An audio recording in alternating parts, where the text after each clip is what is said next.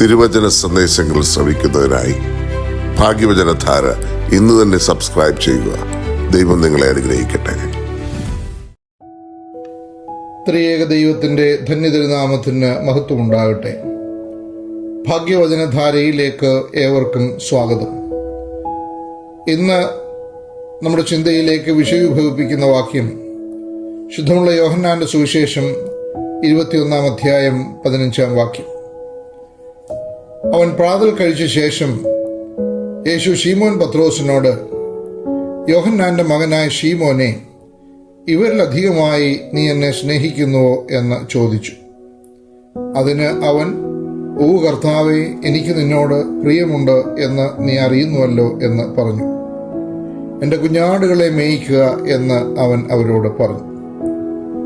യേശു Tiberius കടൽക്കരയിൽ വെച്ച് ശിഷ്യന്മാർക്ക് പ്രത്യക്ഷനായപ്പോൾ ശീമോൻ പത്രോസും ദിദിമോസ് എന്ന തോമസും ഗലീലയിലുള്ള കാനായിലെ നഥനയേലും സബദി മക്കളും അവന്റെ ശിഷ്യന്മാരിൽ വേറെ 2 പേരും ഒരുമിച്ച് കൂടിയിരുന്നു.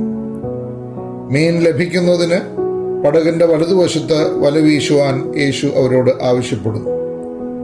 153 വലിയ മീൻ ലഭിച്ച വല അവർ വലിച്ചു കയറ്റി. യേശു ക്രിസ്തു 3 പ്രാവശ്യം, യോഹന്നാന്റെ മകനായ ശീമോനെ, നീ എന്നെ സ്നേഹിക്കുന്നുവോ എന്ന് ചോദിച്ചു. 3 പ്രാവശ്യവും, ഓ കർത്താവേ, എനിക്ക് നിന്നോട് സ്നേഹമുണ്ട്, എനിക്ക് നിന്നോട് പ്രിയമുണ്ട്, എനിക്ക് നിന്നോട് പ്രിയമുണ്ട് എന്ന് നീ അറിയുന്നുവല്ലോ എന്ന് പറഞ്ഞു. 3-ാം പ്രാവശ്യവും, യോഹന്നാന്റെ മകനായ ശീമോനെ, നിനക്ക് എന്നോട് പ്രിയമുണ്ടോ എന്ന് ചോദിക്കുകയാൽ പത്രോസ് ദുഃഖിച്ചു. കർത്താവേ, നീ സകലവും അറിയുന്നു, എനിക്ക് നിന്നോട് പ്രിയമുണ്ട് എന്നും നീ അറിയുന്നു എന്ന് അവനോട് പറഞ്ഞു. എൻ്റെ ആടുകളെ മേയിക്കുക എന്ന് അവനോട് പ്രതിവചിച്ചു. 3 പ്രാവശ്യം തള്ളിപ്പറഞ്ഞ പത്രോസിനെ 3 പ്രാവശ്യം പേരും മേൽവിലാസവും ചൊല്ലി വിളിച്ച് ക്രിസ്തുവിൻ്റെ സ്നേഹത്തിൽ ദൃഢീകരിക്കുന്ന കർത്താവിനെയാണ് നാം കാണുന്നത്.